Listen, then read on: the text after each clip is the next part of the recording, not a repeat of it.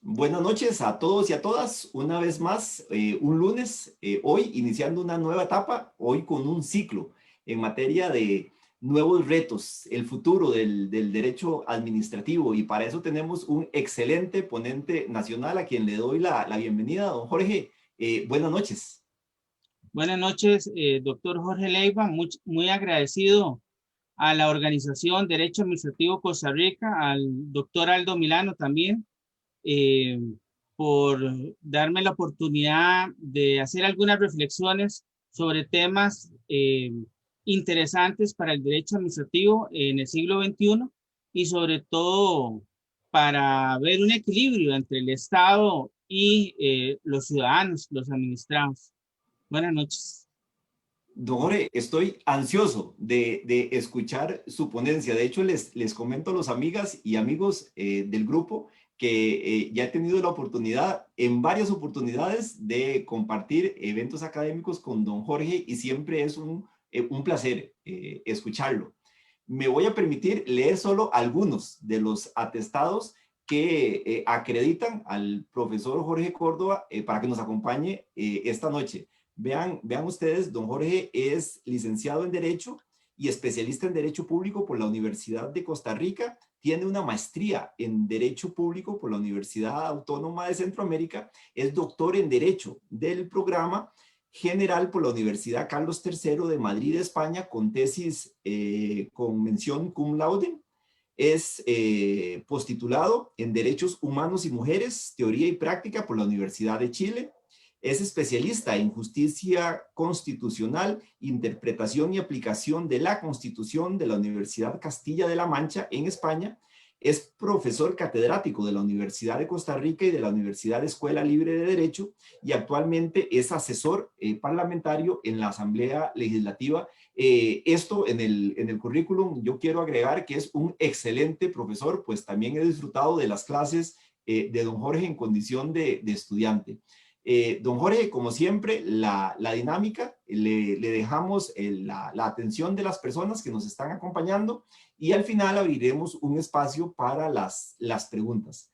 De parte del grupo le agradezco su tiempo, su dedicación y adelante con la presentación. Bueno, buenas noches. Nuevamente agradecer mucho a este grupo de expertos en derecho administrativo que nos haya dado la oportunidad de participar en este ciclo de conferencias sobre retos y desafíos del derecho administrativo. Hoy vamos a tratar el tema de la buena gobernanza, transparencia y acceso a la información pública en las administraciones públicas del siglo XXI. Los objetivos de hoy va a ser analizar el principio de buena gobernanza, buen gobierno o buena administración y además desarrollar criterios generales sobre transparencia y acceso a la información pública, que son elementos que se constituyen dentro de la parte esencial de la buena gobernanza. Debemos de partir, digamos, del Estado de Derecho. El Estado de Derecho que se postula normalmente como la sumisión de la administración al derecho y en donde encontramos dos nociones fundamentales. La formal, que es la que tiene que ver con el Estado de Derecho y el principio de legalidad. Además de eso, el control de legalidad de los actos de la administración y en la noción material sobre el reconocimiento de los derechos fundamentales, que es todo lo que ha venido desarrollándose a nivel del constitucionalismo moderno. Dentro de esto se derivan cuatro principios que son fundamentales, como son el reconocimiento de los derechos básicos, derechos esenciales, derechos constitucionales, el principio de legalidad, el control de la actividad administrativa y la división de poderes o funciones, como ha venido desarrollando la Sala Constitucional. Dentro de esto, también vamos a encontrar otra serie, digamos, de principios del Estado de Derecho, como son el principio democrático y participación ciudadana, el principio de transparencia, el principio de libertad de dirigirse a los órganos públicos, el principio de igualdad y no discriminación y el principio de publicidad. Entonces vamos a hablar, digamos, de la buena gobernanza. ¿qué es la buena gobernanza? Bueno, primero que todo, tendríamos que decir que la buena gobernanza no es esto, ¿verdad? No es esta caricatura donde vemos la famosa Unidad de Información Estadística de la Presidencia de Costa Rica, UPAP, ¿verdad? Que funcionó de hecho durante algún tiempo y cuando ya iba a ser constituida formalmente, el decreto duró un día, ¿verdad? Entonces eso precisamente no es una especie, digamos, de ejemplo de buena gobernanza. Igual lo que está pasando ahora estos días en Costa Rica, que yo en algún momento me planteaba, bueno, voy a ir a hablar de buena gobernanza y el país está con 68 o 50 bloqueos y hay todo un cuestionamiento sobre, digamos, la estabilidad del país. Pero bueno, vamos a tratar de hacer el esfuerzo y pasar adelante esto, ¿verdad? Y dedicarnos a ver algunos de los temas y conceptos más importantes que podríamos incluir en la buena gobernanza. Primero que todo, Garrido Falla nos dice que gobernar en sentido amplio supone tanto el establecimiento del ordenamiento jurídico que rige una comunidad política como la toma de las decisiones concretas que exige el bien común, como en fin la solución judicial de los conflictos intersubjetivos de intereses que la convivencia provoca.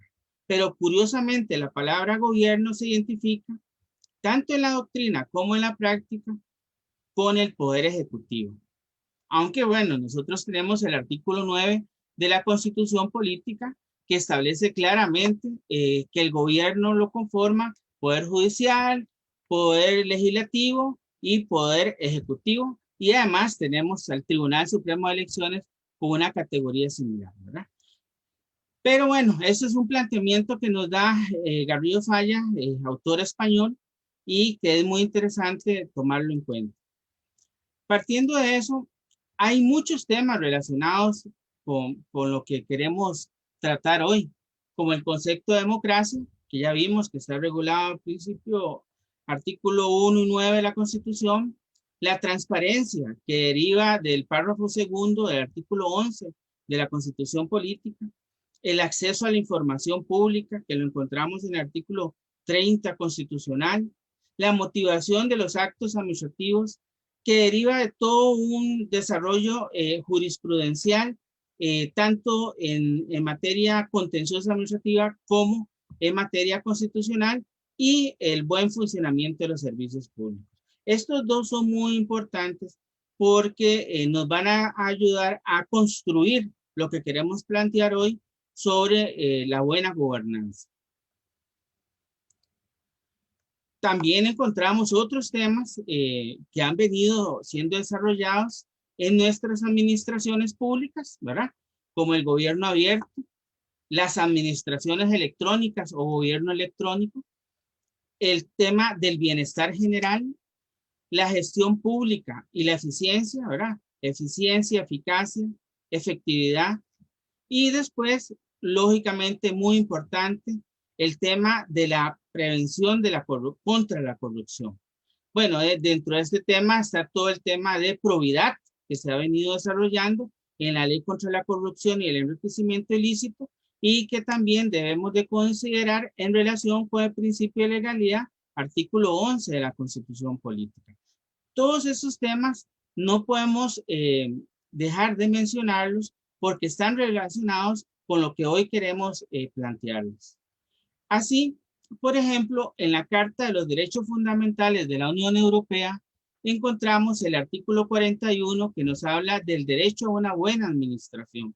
Entonces, esto implica, digamos, que estos derechos que están desarrollados en toda esta normativa internacional europea establece que toda persona tiene derecho a que las instituciones y órganos administrativos de la Unión traten sus asuntos con imparcialidad, en forma equitativa y dentro de un plazo razonable, ¿verdad? Es decir, lo que nosotros tenemos también dentro de los principios de razonabilidad y proporcionalidad.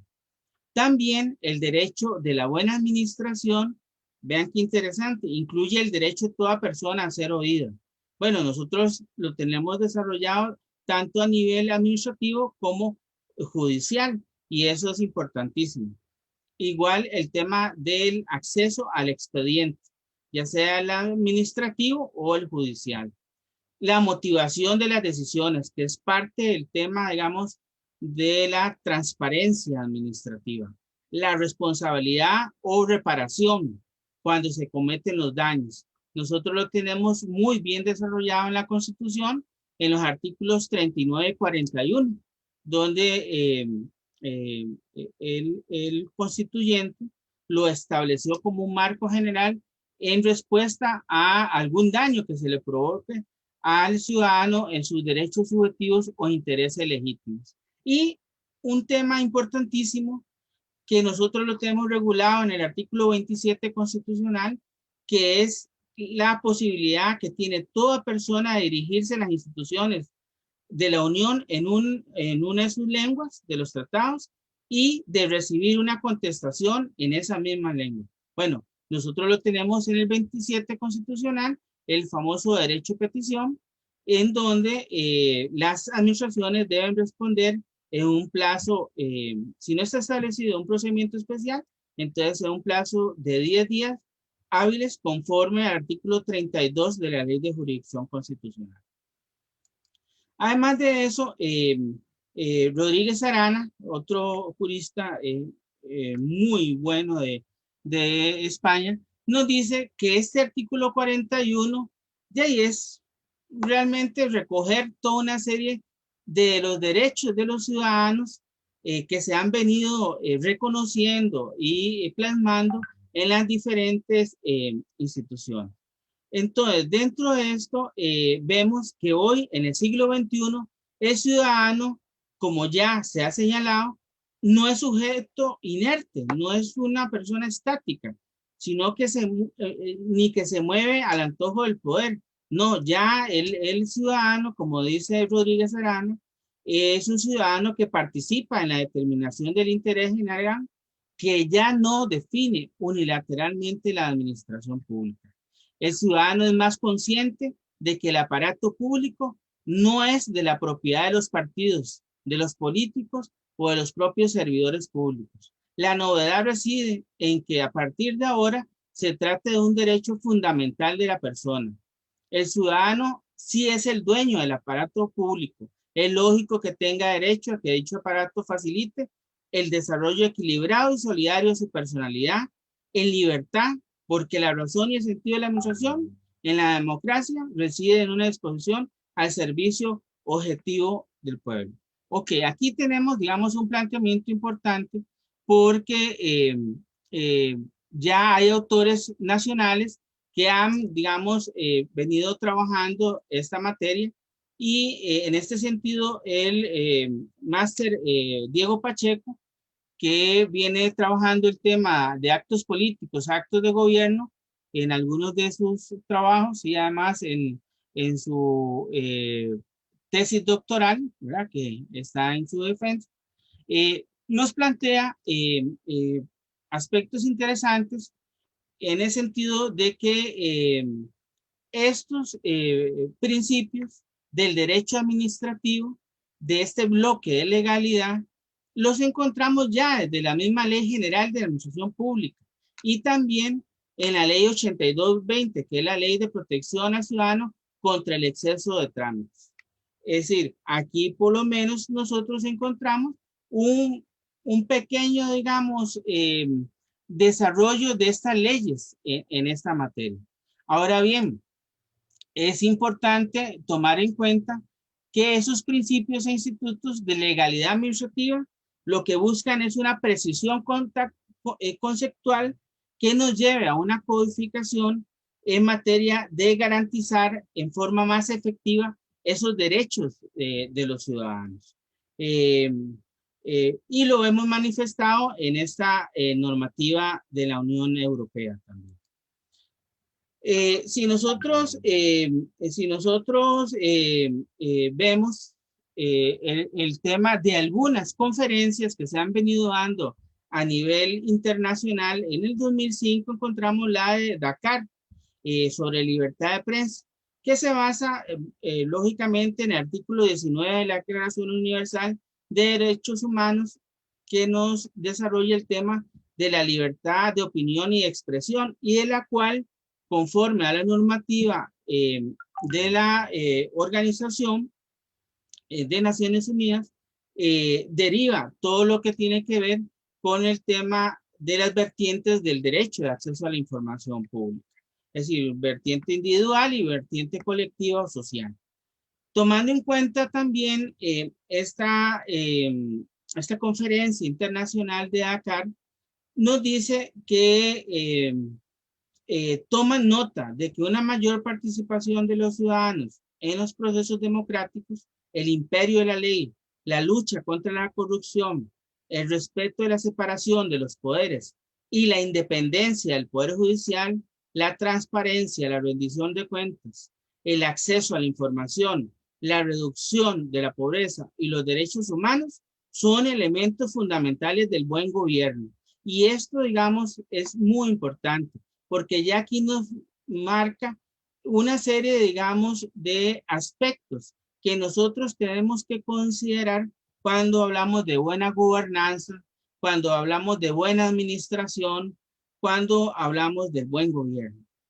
También se compromete en esta conferencia de Dakar 2005 a respetar la función de los medios de comunicación o información como el factor esencial del buen gobierno. Bueno, nosotros lo hemos visto ahora en todo esta conmoción social que tenemos en Costa Rica, donde los medios de comunicación, bueno, pues uno deseara que existiera a veces mayor profundidad en algunos de los comentarios o pues un desarrollo más puntual en algunos aspectos, pero bueno, por lo menos la labor de comunicación se va cumpliendo y eso posibilita que las administraciones públicas, las autoridades públicas tengan que reforzar el tema de la transparencia y su rendición de cuentas en la toma de decisiones, sobre todo a la hora de transmitir estos principios a los ciudadanos o cuando toman esas decisiones. Y eso es un aspecto importante porque por lo menos estas conferencias que plantean, digámoslo así, declaraciones generales, ayudan a construir la figura. Más adelante, en el 2015, encontramos la Declaración del Milenio de la ONU, que es para el desarrollo de los pueblos, donde en uno de los apartados analiza el tema de derechos humanos, democracia y buen gobierno. Y dentro del tema general, pues lógicamente uno de los temas esenciales es respetar y hacer valer plenamente la Declaración Universal de Derechos Humanos. Ese texto lo vamos a encontrar en la mayoría de declaraciones y textos jurídicos internacionales que derivan de la organización. Pero si uno, digamos, analiza el tema, puede ir sacando los aspectos más importantes. Y aquí hemos tratado de sacar aquellos de la Declaración del Milenio que nos pueden ser aplicables a nosotros en el tratamiento de este tema, como sería, se solicita o se pide a los estados un esfuerzo para lograr una plena protección y promoción de los derechos civiles, políticos, económicos, sociales y culturales de todas las personas de nuestros países. También encontramos aquí otro principio que es muy importante, que es aumentar en todos nuestros países la capacidad de aplicar los principios y las prácticas de la democracia y del respeto de los derechos humanos, incluidos los derechos de las minorías. Como el tema del buen gobierno también tiene que ver con el tema de participación ciudadana, lógicamente eso está planteado también en todo lo que son procesos políticos, donde debe prevalecer el tema de igualdad y en donde los ciudadanos puedan participar libremente, sin ningún tipo de presión. Y finalmente, otro de los temas que son muy interesantes aquí es el tema de garantizar la libertad de los medios de difusión o comunicación que cumplan su función y posibilitar ese derecho del público a ser informado. Eso también lo vamos a ver cuando veamos el tema de acceso a la información. Bueno, hay varios países que han venido, digamos, desarrollando diferentes normativas a nivel del acceso a la información pública. Interesante porque en el 2013 se logró por parte del gobierno español y propiamente, digamos, del derecho español, la aprobación de una ley de transparencia, acceso a la información pública y buen gobierno.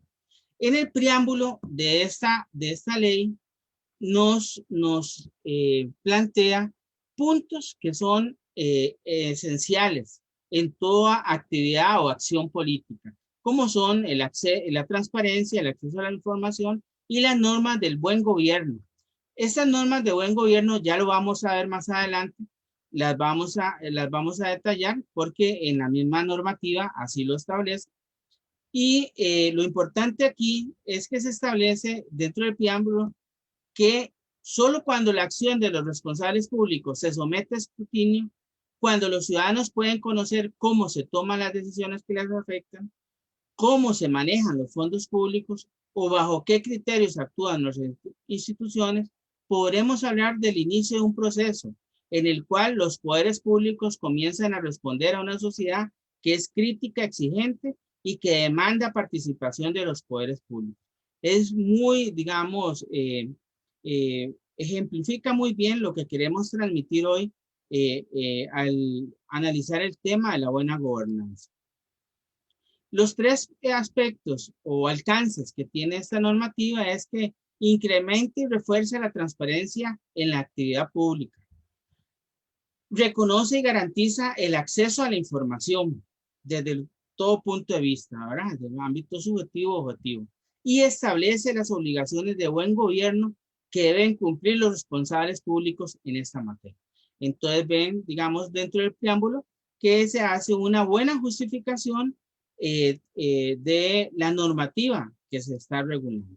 Así, en el artículo 1 se establece que esta ley tiene por objeto ampliar y reforzar la transparencia de la actividad pública, regular y garantizar el derecho a acceso a la información relativa a aquella actividad y establecer las obligaciones de buen gobierno que deben cumplir los responsables públicos, así como las consecuencias derivadas de su incumplimiento. Es decir, ya introduce el tema de la responsabilidad, que es un tema importantísimo porque muchas veces esa inactividad de la administración no pudo ser sancionada en razón de la prevalencia del poder de imperio o el poder administrativo en las gestiones de las administraciones. Pero este escrutinio que habla esta normativa ya nos posibilita eso.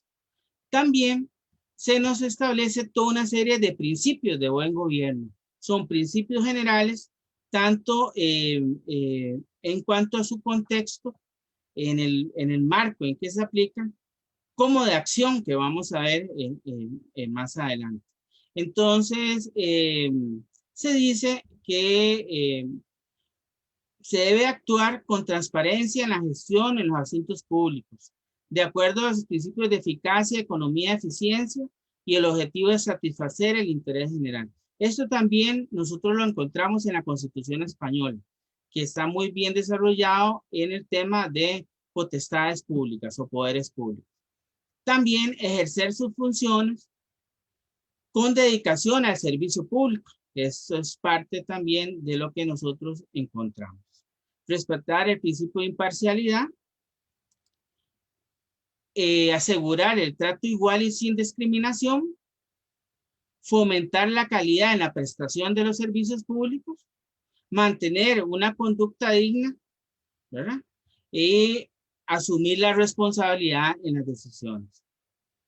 Bueno, esto de la conducta digna, aunque es un concepto jurídico indeterminado, yo lo ubico más o menos como el deber de probidad que tienen los funcionarios en su actuar. Y tenemos los famosos principios de actuación que tienen que ver con el buen gobierno, como es el desempeñar su actividad con plena dedicación y respeto a la normativa reguladora de las incompatibilidades. Yo le agregaría prohibiciones o conflictos de interés, ¿verdad? Que exista una debida reserva del manejo de la información en razón de proteger los derechos de terceros, ¿verdad? Eh, de poner en conocimiento de los órganos competentes cuando existe una actuación irregular y evitar toda acción que pueda poner en riesgo el interés público. Entonces, estos principios de actuación, además de digámoslo así, no implicará que haya situaciones, actividades o intereses incompatibles, no aceptar regalos o dádivas. Bueno, pues nosotros eso lo tenemos también a nivel penal, ¿verdad? Desempeñar sus funciones con transparencia, gestionar, proteger y conservar adecuadamente los recursos públicos, los fondos públicos, y que la administración no se valga de su posición, no se valga de su poder para poder tener ventajas, ya sea personales o materiales, en el ejercicio de sus actividades. Entonces, esta ley es muy buena, muy interesante, la 19-2013 de 9 de diciembre, que nos posibilita avanzar, digamos, en el estudio del derecho comparado español en materia de buen gobierno. La Constitución española, revisándola, pude sacar algunos articulitos que podrían derivar de esta misma ley, ¿verdad? En el sentido de que lo que hacen es desarrollar el contenido de estas normas constitucionales. Por ejemplo, corresponde a los poderes públicos promover las condiciones para que la libertad y la igualdad del individuo y de los grupos en que se integra sean reales y efectivas. Facilitar la participación de todos los ciudadanos en la vida política, económica, cultural y social. Después tendremos el 23, que dice: los ciudadanos tienen derecho a participar en los asuntos públicos directamente o por medio de representantes libremente elegidos en elecciones periódicas por sufragio universal. Y de acceder a cargos públicos también en condiciones de igualdad. Y encontramos el artículo 105, inciso B, que es el que nos habla del acceso de los ciudadanos a los archivos y registros administrativos, salvo, bueno, lógicamente los límites que están establecidos en materia de seguridad y defensa del Estado, averiguación de los delitos y la intimidad de las personas. La doctrina costarricense, por cierto, aquí vamos a citar un criterio que ha manifestado uno de nuestros coordinadores, el doctor Jorge Leiva, en uno de sus estudios sobre la ley de protección al ciudadano, el exceso de requisitos y trámites, y él manifestaba en su cita que decía: en mi labor profesional dentro de la Defensoría de los Habitantes han sido innumerables los casos en que he conocido sobre mal funcionamiento de instituciones u órganos públicos. Lamento que en la inmensa mayoría de estos casos la lesión de los derechos e intereses de los administrados no se derivan de la falta de normativa aplicable a cada situación concreta, sino más bien de la falta de voluntad o desconocimiento de los funcionarios públicos llamados a gestionar estos asuntos. Entonces vean qué interesante, digamos, es decir, aquí también dentro de la doctrina nacional, que también lo acompaña, esta es citada en su estudio por el máster Pacheco Alvarado, donde establece que tanto la ley 8220 como la ley general pueden, digamos, ayudar a sistematizar más este precepto, digamos, de una buena gobernanza. Bueno, en síntesis, para pasar a otro tema, podría decir, en cuanto al concepto de buen gobierno, nuestra posición es que en el caso costarricense existe una relación entre los conceptos de buen gobierno, buena gobernanza, buena administración y el principio del buen funcionamiento de los servicios públicos, vinculados estos con la transparencia, acceso a la información y la publicidad activa. Entonces, le damos un fundamento constitucional a esta postura sustentados en el artículo 11, principio de legalidad, transparencia y rendición de cuentas, artículo 30, acceso a la información pública y acceso a las dependencias administrativas, artículo 121, inciso 20, atribuciones de la Asamblea Legislativa, crear los tribunales de justicia y los demás organismos para el Servicio Nacional, y artículo 140, inciso 8, es decir, la atribución conjunta del presidente y el ministro de gobierno de vigilar el buen funcionamiento de los servicios públicos y dependencias administrativas. En mi criterio, este principio último que cito es el que engloba todo este aspecto del buen gobierno, lógicamente tomando en consideración el tema de la transparencia, que es lo que vamos a ver a continuación en algunos minutos que nos quedan. La democracia es un sistema que se presupone por definición transparente. El poder y sus órganos, se piensa, no deben tener apenas secretos para los ciudadanos, por lo mismo que estos son los auténticos titulares y propietarios de aquel. Este es Juan Alfonso Santamaría en su libro Principios de Derecho Administrativo.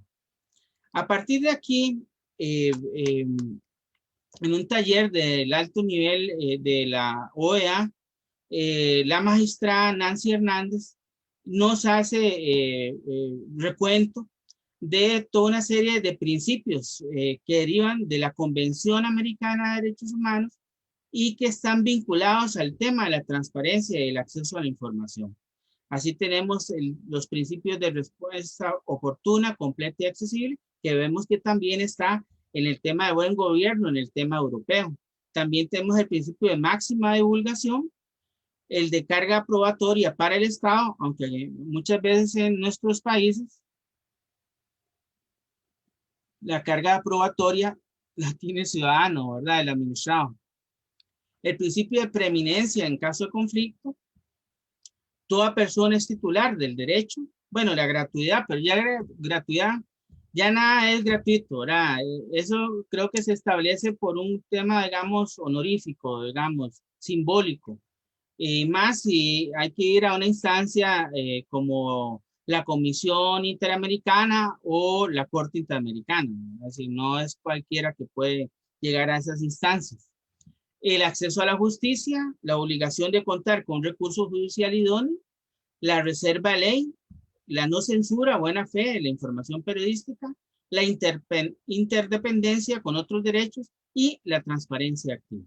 Entonces, partiendo de esto, nosotros tenemos un marco constitucional que ya lo he citado anteriormente, pero sí es importante hacerles mención que, por ejemplo, en el artículo 46, párrafo último de la Constitución, dentro de las últimas reformas que se habían planteado hace años, encontramos el tema de la información veraz para los usuarios y consumidores.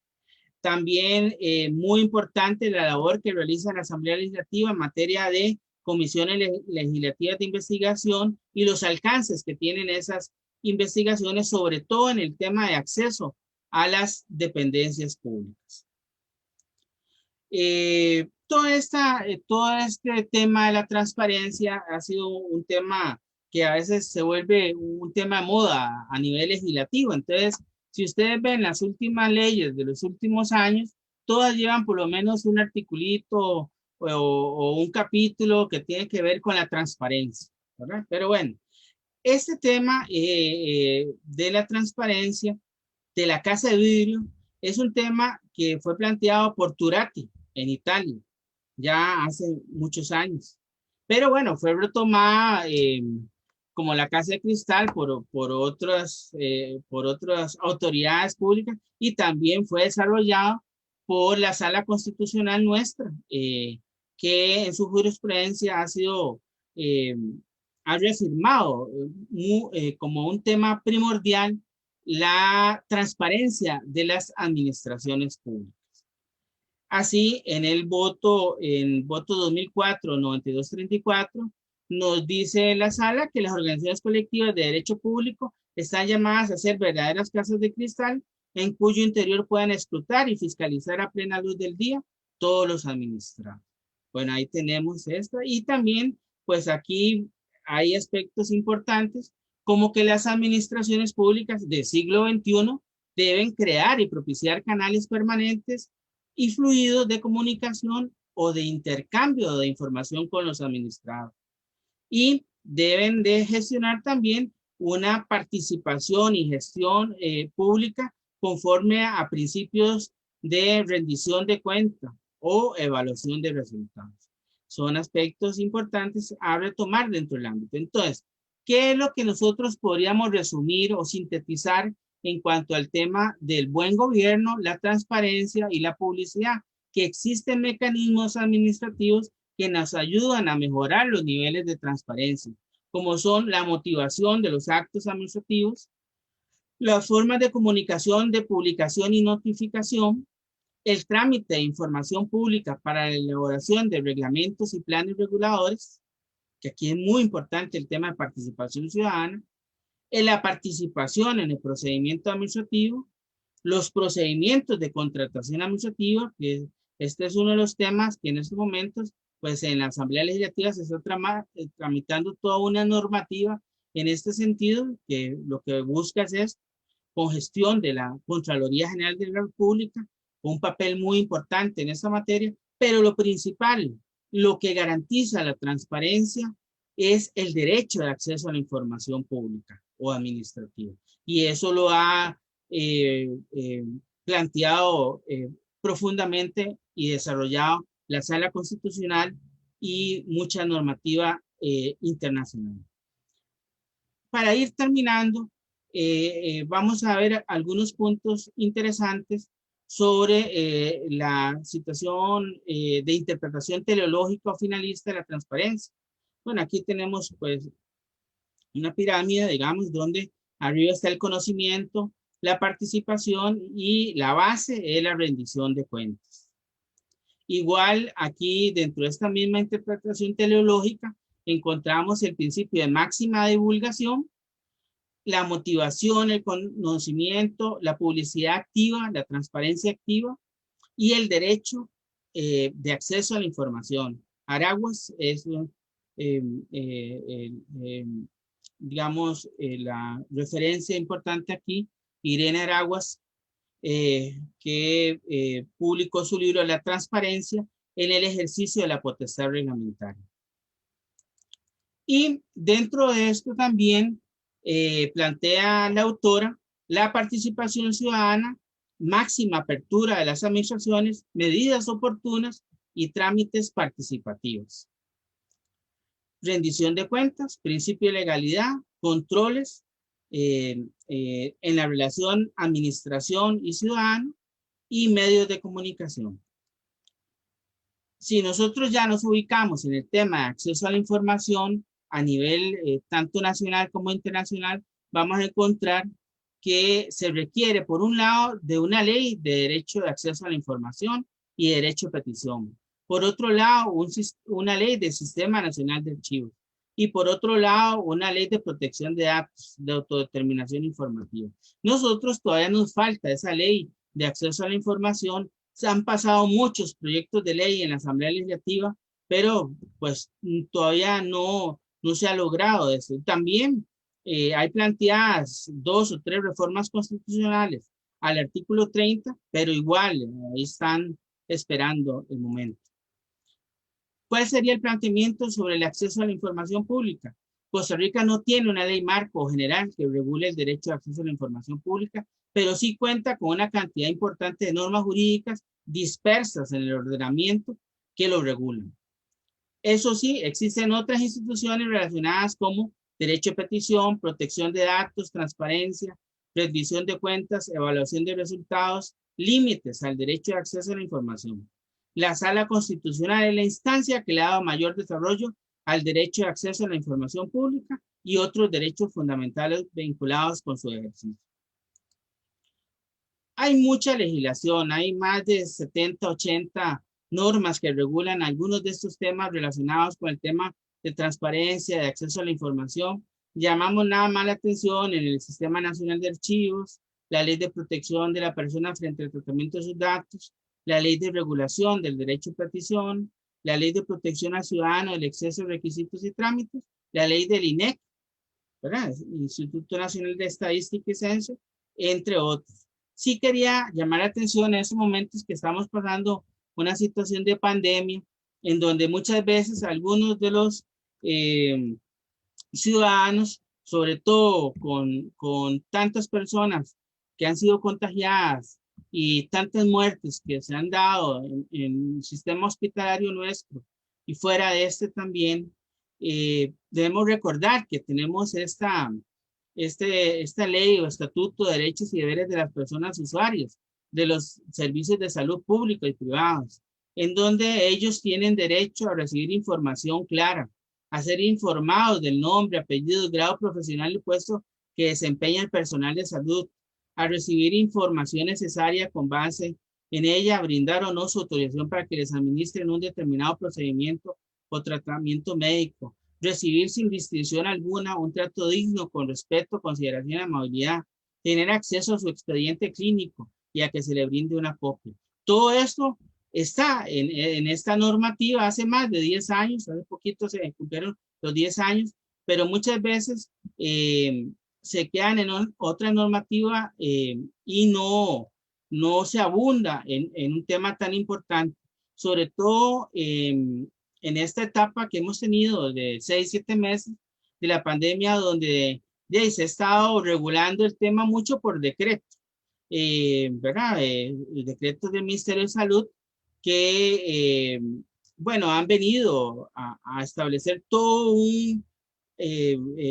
digamos, toda una serie de temas que todavía no han sido analizados por los juristas costarricenses o tal vez hay muy pocos estudios, pero ahí hay todo un nicho de desarrollo porque se han dado situaciones donde necesitamos profundizar la interpretación jurídica en la aplicación de esas normas que se han venido dando, no solamente a nivel legal, sino también reglamentario. Solo tenemos un decreto ejecutivo, el 40.200, que regula el tema de transparencia y acceso a la información, donde el Estado debe garantizar el cumplimiento efectivo de este derecho humano. Se habla del principio de coordinación, que lo ha venido desarrollando muy bien la Sala Constitucional, y se crean los famosos oficiales de acceso a la información, que ahora están vinculados también con los de la ley 8220, que tiene que ver con el tema de los oficiales de simplificación de trámites. Entonces, ojalá en algún momento determinado se pueda avanzar en todos estos aspectos dentro de las administraciones públicas nuestras. En conclusión, estas breves reflexiones sobre la buena gobernanza o buena administración llevan a los funcionarios públicos al cumplimiento del interés general, tratando de visualizar la actuación de las administraciones públicas en el siglo XXI, en la implementación de una serie de instrumentos que le permitan ser más transparente, procurando una gestión de publicidad activa y acceso a la información pública eficiente. De esta forma, su actividad se ajustará a los principios del buen funcionamiento de los servicios públicos y en el ejercicio de sus potestades de imperio debe respetar los derechos fundamentales de los administrados y motivar su participación en los asuntos públicos. Bueno, muy bien. Esto era lo que quería contarles hoy y quedamos para servirles en cualquier consulta que quieran plantear. Muchas gracias.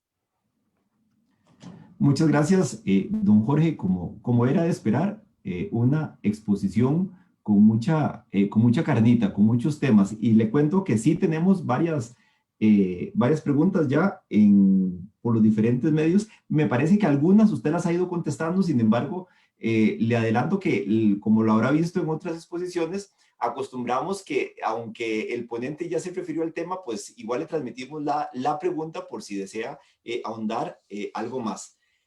Por el momento tenemos 4 preguntas. Tenemos, bueno, le transmito el saludo. Antes de pasar a las preguntas, don Luis Ortiz le manda un fuerte saludo. Don Aldo Milano también me pide que le transmita su saludo. La primera pregunta, don Jorge, dice lo siguiente: ¿el marco jurídico actual es suficiente para que las personas no políticas participen en las grandes decisiones? Aquí, digamos que yo interpreto que cuando habla de personas no políticas, tal vez hace referencia a no partidarios activos de alguna agrupación, no sé, de algún partido político. Sin embargo, le adelanto que esta es mi interpretación de la pregunta. Yo se la transmito y pues adelante si tiene algún comentario sobre el particular. Ah, ok, bueno, muchas gracias por la pregunta. Bueno, eso es una pregunta muy actual, muy al día, es una pregunta de hoy, ¿verdad?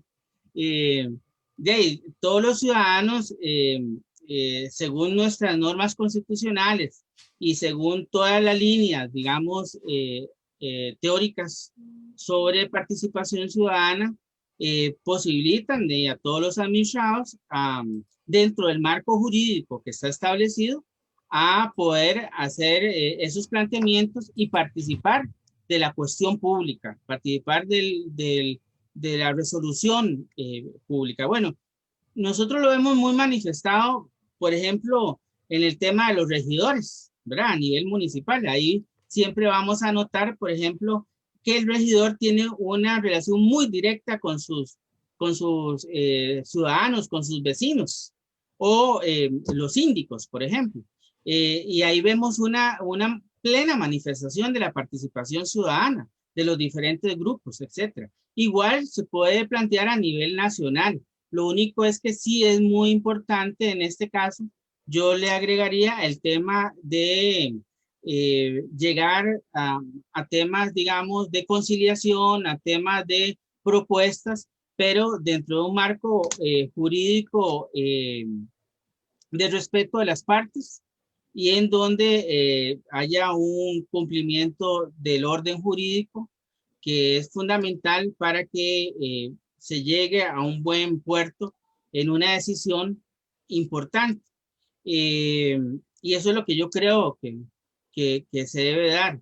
Lógicamente que al hablar aquí de, digamos, digamos, de personas que tal vez no estén dentro de grupos asociados, eh, no necesariamente implica que usted va a descartar, porque en esto el principio de igualdad, el artículo 33 constitucional, lo legitima, digamos, a participar en ese tipo, digamos, de cuestiones públicas. Entonces, me parece que es importante la pregunta y yo creo que la línea de la participación ciudadana es plena, no es para unos, es para todos. Sí. Don Jorge, en razón de su pregunta, me disculpo con doña Ana Rodríguez, que es la persona que seguía en la lista de preguntas. Sin embargo, en razón de lo que usted nos acaba de decir, voy a leer la tercera pregunta que me parece que va en esa dirección y entonces para mantener esa línea de análisis que usted nos plantea. Dice, los partidos políticos no son los únicos representantes de todos los sectores que hoy tiene Costa Rica. ¿Debería abrirse la participación para que los grupos participen directamente? Sí, definitivamente. Supongo. Bueno, adelante, perdón que lo disculpe, que lo interrumpa. No, don Jorge, usted primero y después digo yo. No, lo que le quería decir es que siento que esta tiene que ver un tema con el monopolio de los partidos políticos en materia de planteamiento de personas a cargos públicos. Ok. Sí, me parece que, digamos, bueno, es un tema, digamos, amplio. Se puede enfocar desde el punto de vista, digamos, primero, el sistema de partidos políticos nuestro, que está establecido constitucionalmente, no ha tenido ninguna modificación desde el punto de vista normativo, constitucional, sí ha tenido cambios el Código Electoral, pero la línea es que quien quiera, digamos, participar en un cargo, digamos, de elección popular, tiene que sujetarse al marco constitucional y al Código Electoral. Entonces, nuestro sistema no es un sistema abierto. Hacia eso es donde deberíamos de ir, a listas abiertas, en donde todos los ciudadanos puedan hasta postularse ellos mismos si quieren realmente ayudar y participación, ya sea en la gestión local o en la gestión nacional, pero no lo tenemos nosotros, las listas abiertas. Por el momento, el tema electoral solo tenemos partidos políticos. En el tema, digamos, de participación ciudadana general, es viable, es legítimo, según el marco jurídico nuestro, la participación, digamos, de los ciudadanos, no solo en el acontecer nacional, sino en el acontecer local. Entonces es lo que dije al inicio, ¿verdad? Es decir, me parece que el hecho de que no haya una organización formal que esté respaldando, digamos, a ese ciudadano, no significa que no pueda eh, tratar de colaborar en la cosa pública. Y en el tema de cargos, ya de fondo, ¿cómo era? De cargos administrativos, ¿cómo era? De cargos públicos. Sí, de cargos públicos, me parece que va la pregunta en esa dirección. Eh, ok, no, en cargos públicos, ¿usted me puede repetir la pregunta, Jorge? Dice, los partidos políticos no son los únicos representantes de todos los sectores. ¿Debería abrirse a todas las personas? Ah, ok, ok. Sí, bueno, ya es que aquí, por ejemplo, en estos momentos, eh, ya para cargos públicos, propiamente, ya está, todo está regulado constitucionalmente y legalmente. Entonces, ya hay que ajustarse a ese orden jurídico que tenemos nosotros en estos momentos. Ujú, Todavía ujú, no ujú. tenemos, no hemos llegado a tener, digamos, una posibilidad más abierta en el tema, digamos, de funcionarios públicos. Nos devolvemos, don Jorge, ahora sí, a la pregunta que correspondía. Dice, eh, ¿cuál es a su criterio? ¿Cuál es su criterio, perdón, sobre la ley de regulación del derecho de petición y pronta respuesta? ¿Es suficiente?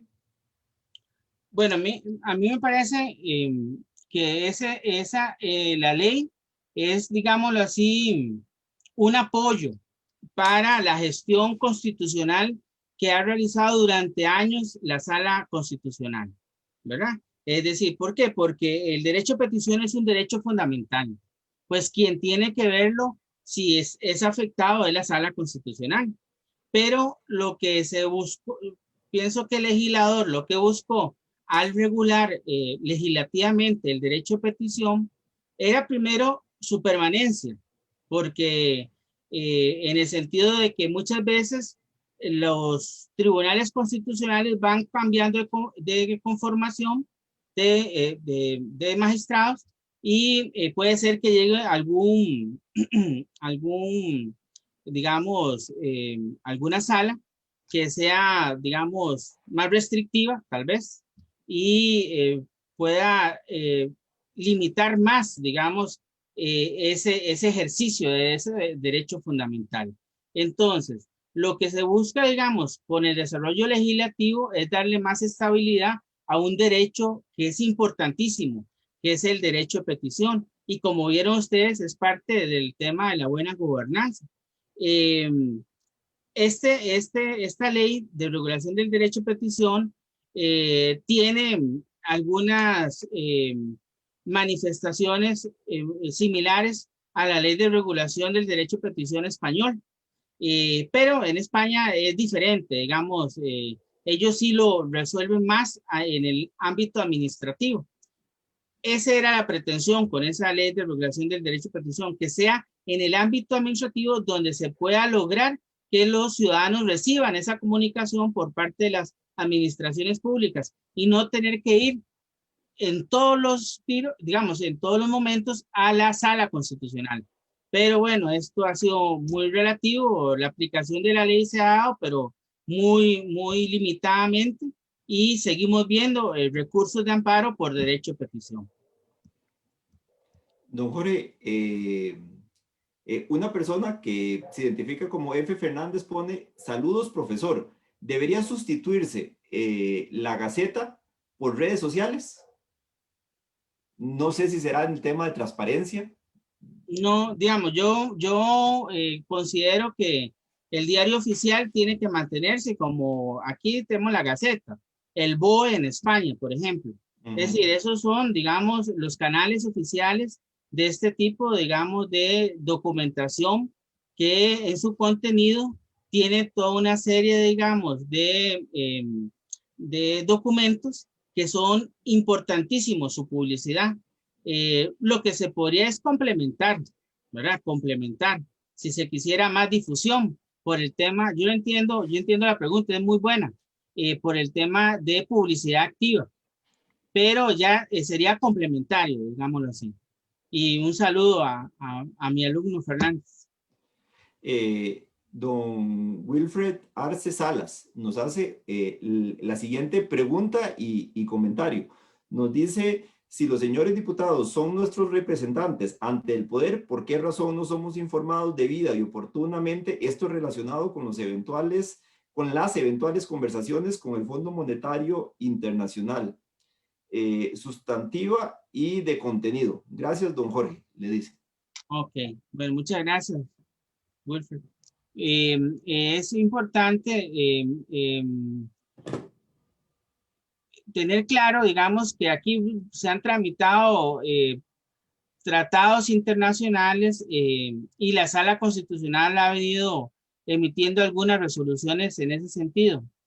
Todo lo que es la etapa preparatoria, como fue la etapa preparatoria para el Tratado de Libre Comercio con Estados Unidos, esa etapa preparatoria entre los estados, digamos, la Sala Constitucional ha considerado como borradores, es decir, entonces, que es material entre las partes que no esté, digamos, todavía publicado. Entonces es secreto, ¿verdad? Esa parte de tratativas previas, negociaciones, porque es parte, digamos, de del poder que tiene el Ejecutivo de negociar esos aspectos. Una vez que ya esté, digamos, el tema ya negociado, entonces sí se da a conocer, pero aquí está el punto interesante. Y de acuerdo a la pregunta que plantea el compañero, en las negociaciones ya deben de participar las partes o grupos sociales involucrados en las normas que van a ser incluidas en el informe. ¿Entienden? Es decir, que ahí es donde se debe manifestar la participación ciudadana. Es decir, que el gobierno, el Estado, el Poder Ejecutivo debe llamar a los diferentes sectores, llámese Cámara de Comercio, llámese sindicatos, llámese agricultores, es decir, a ellos son los que hay que invitar a esas negociaciones. Ellos son los que deben de participar. Y una vez que ya se da esa negociación, ya sí se da la publicidad, pero eso es lo que uno considera que es lo pertinente, no lo que, digamos, sucede normalmente, que a veces son tecnócratas o técnicos, digamos, los que realizan la negociación y no los grupos interesados. Don Jorge, eso serían todas las preguntas que me encuentro hasta este momento en los diferentes canales que tenemos. De mi parte y de parte de los administradores del Grupo de Derecho Administrativo Costa Rica, de nuevo, mi agradecimiento por acompañarnos y compartir su conocimiento. Como lo acostumbramos a hacer, le pregunto, ¿tiene algún comentario final que desea hacer antes de cerrar la transmisión? Bueno, primero que todo, agradecerle nuevamente al doctor Jorge Leiva, a Donaldo Milano, un saludo a don Luis Ortiz, que lo vamos a tener, creo que un Yo lunes, en 15. ¿verdad? Sí. Sí, Y sí. doña Magali, que va a estar la próxima semana, Así todos es, así es. excelentes juristas, ¿verdad? Costarricenses que nos representan también a nivel internacional. Y agradecerles mucho, desear que siga adelante con estas actividades que son muy importantes para el desarrollo del derecho administrativo costarricense y también con las diferentes participaciones que tienen ustedes a nivel internacional, con excelentes expositores. Muy agradecido por minutos que estuvimos compartiendo y estamos para servirles y espero estar en otro momento compartiendo con ustedes. Muchas gracias y buenas noches. Buenas noches, don Jorge. Buenas noches a todos y a todas. Los esperamos y las esperamos el próximo lunes para escuchar a doña Magali Hernández en una Ponencia particularmente interesante en relación con el tema del principio de legalidad. Será hasta entonces y que descanse.